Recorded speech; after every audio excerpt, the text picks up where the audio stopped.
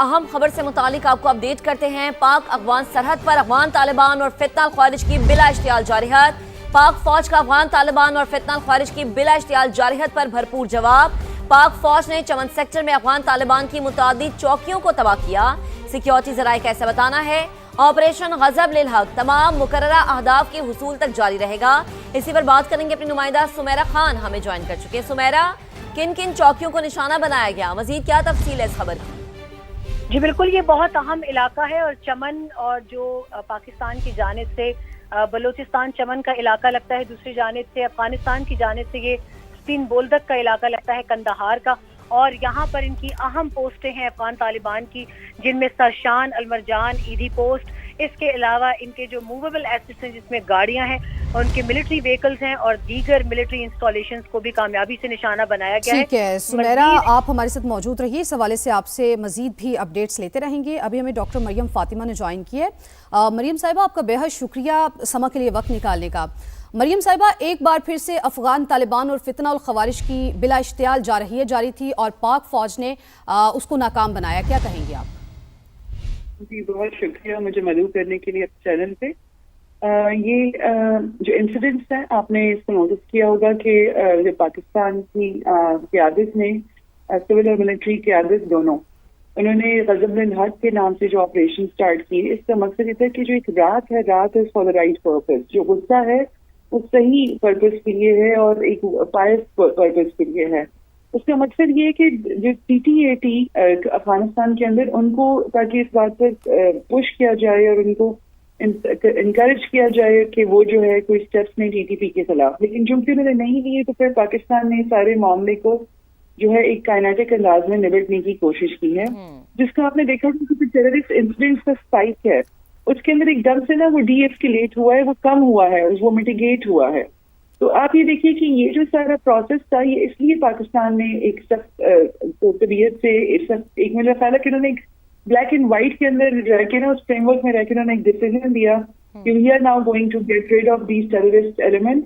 क्योंकि पाकिस्तान के अंदर हर साल आप देखिए टेररिस्ट इंसिडेंट्स में कितने सिविलियन लोगों की जाने जाती हैं, हमारे आर्म फोर्सेस की पर्सनल के ऊपर अटैक्स होते हैं, यहाँ तक कि लोगों ने एम्बुलेंसेस के ऊपर भी अटैक्स किए हैं। तो हम लोग हमेशा से ना एक ऐसे दुश्मन का सामना कर रहे हैं जो कि इन ह्यूमन तरीकों से जो है हमारी आबादी को टारगेट कर रहा है। अब ये जो इनकी कल हुआ, परसों हुआ और आज हुआ, ये बेसिकली ये दोबारा वो कोशिश करते हैं कि जो उनकी थोड़े बहुत कोई सेल्स हैं या स्लीपर सेल्स हैं, उनके थ्रू वो सर उठाने की दोबारा कोशिश करते हैं, क्योंकि शायद उनको इंडिया की बहुत शेयर है, उनको बहुत बैकिंग है।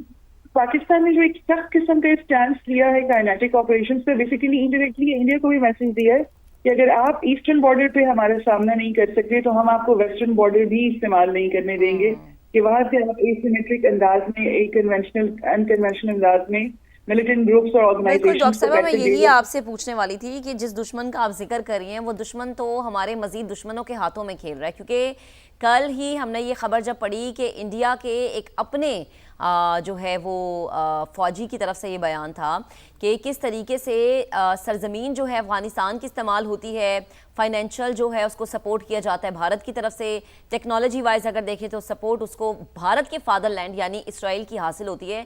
तो ये तो वो दुश्मन है, यानी अफ़गानिस्तान या तालिबान रजीम वो दुश्मन है जिसकी अपनी कोई हैसियत ही नहीं है, अपनी कोई प्रोफाइल ही नहीं है। प्रोफाइल है, उनकी प्रोफाइल है टेररिस्ट एक्सपोर्ट करने की इंडस्ट्री की, और वो उसी प्रोफाइल के साथ इस वक्त अलाइंड है। आप यहाँ से अंदाजा लगा लीजिए कि अपेरेंटली खुद को जो एक शरिया कंप्लायंट गवर्नमेंट के तौर पे और एक स्ट्रिक्ट इंटरप्रिटेशन ऑफ इस्लाम के तौर पर इंट्रोड्यूस कराते रहे हैं फॉर डेकेड्स।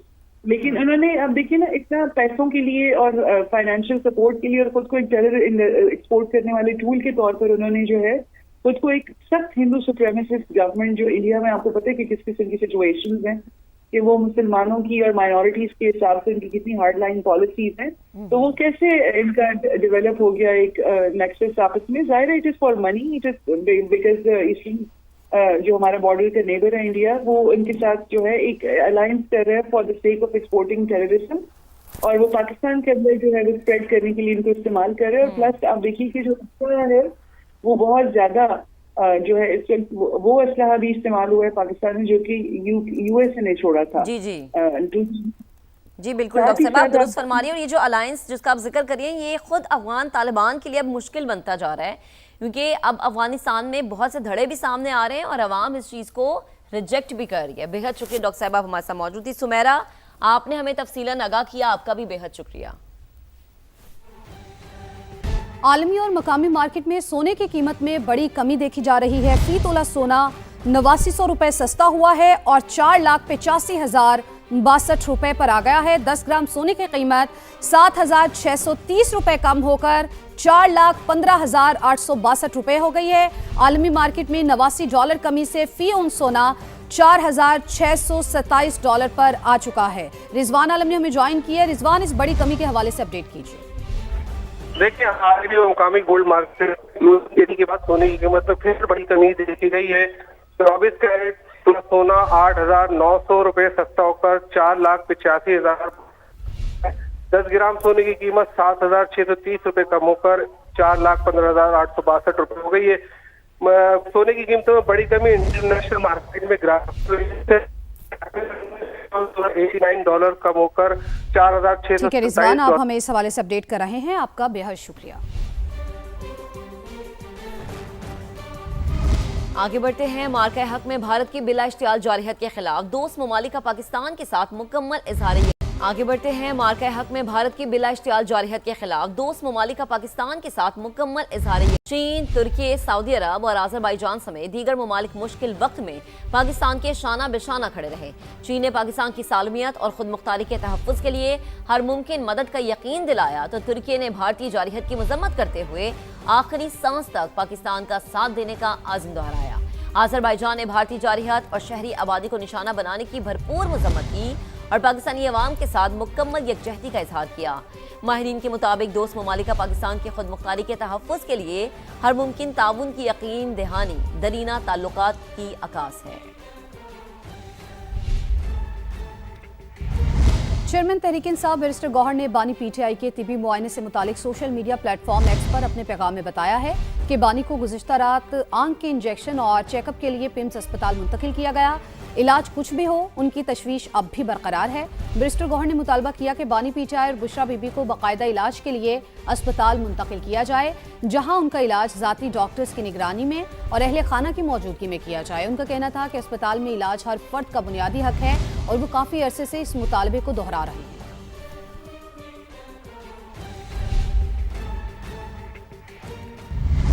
काबीना डिवीजन का सेनेट को वज़ीर आज़म के मुशीरों और मुआविनीन खुसूसी के असासों की तफसीलात फराहम करने से गुरेज। सेनेटर हिदायतुल्लाह के पूछे गए सवाल के जवाब में सिर्फ मुशीरों और मुआविनीन खुसूसी की तादाद और नाम फराहम कर दिए। मजीद बात करेंगे deputy bureau chief Islamabad Behzad Salimi हमें ज्वाइन कर चुके हैं। बेहजाद साहब, क्या वजह है कि जो एसेट्स की डिटेल्स नहीं फराहम की गई?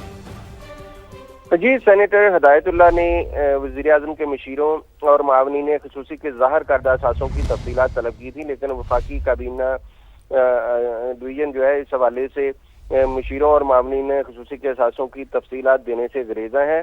और काबीना डिवीजन ने सेनेट को सवाल के जवाब में जो तफसील फराहम की गई है उसमें उनके असासों की तफसीलात फराहम करने की बजाय वज़ीर आज़म के जो मुशीर और मावनीन खुसूसियाँ उनकी तादाद और नाम फराहम कर दिए गए हैं। बताया गया है कि वज़ीर आज़म के 3 मुशीर हैं, जिनमें राना सनावला, मोहम्मद अली और परवेज़ खटक है, जबकि वज़ीर आज़म के 7 मावनीन खुसूसी हैं, जिनमें तारक फातमी, मोहम्मद सादक, तारिक बाजवा, ज़ैफ़ा रहमान, मुबारक ज़ेब, तलहा बरकी और फहद हारून शामिल हैं।